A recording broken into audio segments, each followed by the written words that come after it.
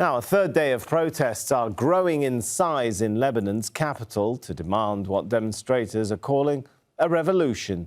Prime Minister Saad Hariri is accused rival groups in the government of blocking his reforms. He's given them 72 hours to find a solution. At least 2 people have been killed in demonstrations pushing for political change and reforms to reduce the cost of living. The leader of Hezbollah says he doesn't want the government to resign. We have more options. There are choices that we can take and proposals, ideas that we discussed before in the cabinet, and we need to make it clear. It's wrong to say that the government has no other choice than imposing taxes. If we cooperate, give priority to the economic state, we'll be able to save our country.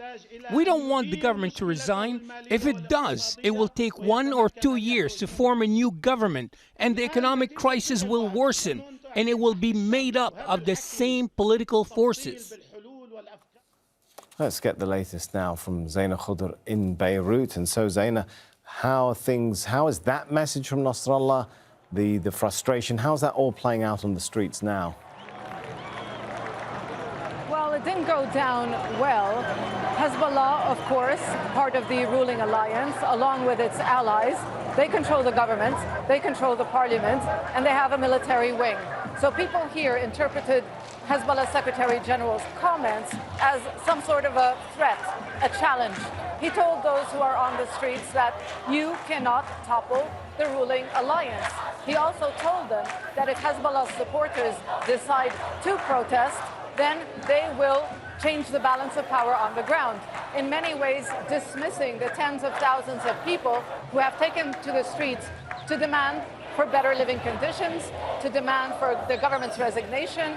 People here are fed up. They believe that the mismanagement and the corruption, they've just had enough. So people are angry because the ruling alliance response to their demands has been one of defiance. They're clinging on to power, but people here are also clinging to their demands.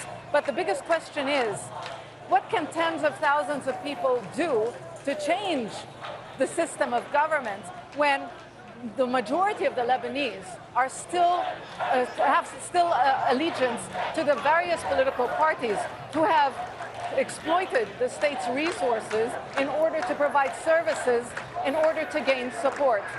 So it's a very tricky situation. Yes, people here have hope. They say that these are unprecedented protests and it's sustained, it's nationwide. But is this hope well placed? Because we've seen this in the past. We've seen people take to the streets. We've seen the government react a few days later with heavy-handed tactics. They've already done that late on Friday. They used tear gas to disperse demonstrators here outside the government palace. And the army forcibly opened roads that were being blocked by burning tires. So a lot of hope, but the question is, what can these protesters really achieve? All right, we'll leave it there for now. Thanks so much, Zaina Khouri. Let's take a closer look at the economic situation in Lebanon then. The economy is still in tatters following 15 years of war, which ended in 1990. Lebanon now has one of the world's highest public debt burdens. It stands at around 150% of GDP. Well, that's led to crumbling infrastructure and a real lack of jobs. Unemployment for people under 35 years of age is at 37%. Economic growth has been stifled by regional conflicts, and Lebanon has struggled to support an influx of 1.5 million Syrian refugees. Several foreign governments and donors last year pledged $11 billion in financing for Lebanon's infrastructure, but that hasn't been handed over because it was on the condition there needed to be economic reforms. Joining me now is Rami Khouri, a senior public policy fellow and professor at the American University of Beirut. Good to have you with us. So these protests started over taxes. Is it still about taxes at this point, or has it spiraled into something bigger?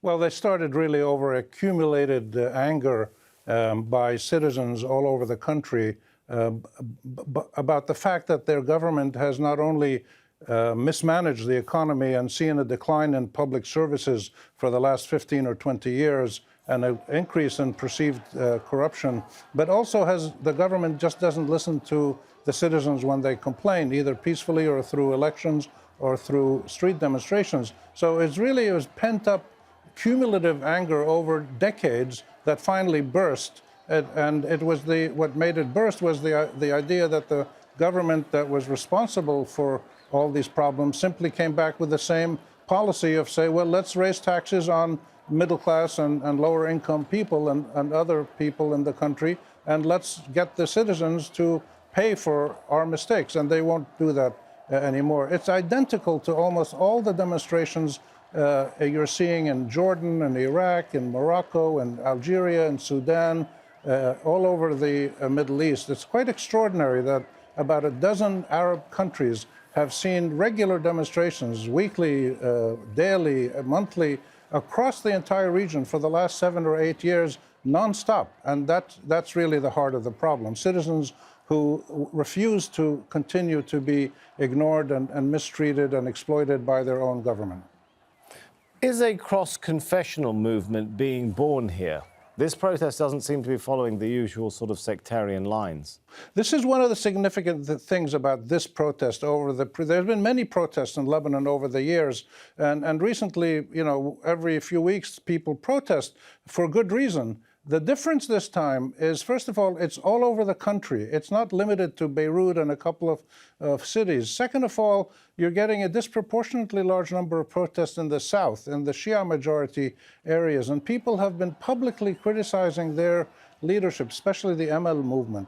That's unusual. And the third thing is the intensity of the protests and the outspoken way in which people are making their demands met. So there's a qualitative difference this time from previous demonstrations. The problem is that the strength of the oligarchic system, the 18 confessional groups that have power enshrined in the Constitution and the Ta'if agreements and all other recent agreements, that system has been so strong and it has held together despite all the protests, all the movements that have tried to bring about real reform.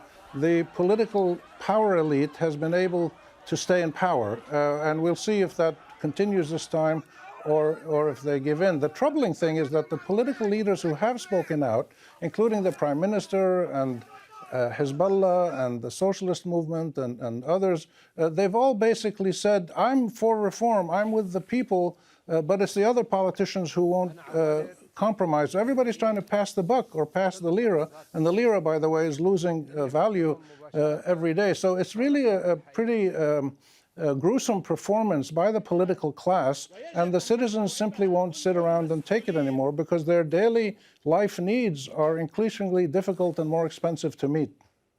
All right, thank you for your analysis on that, Rami Khouri.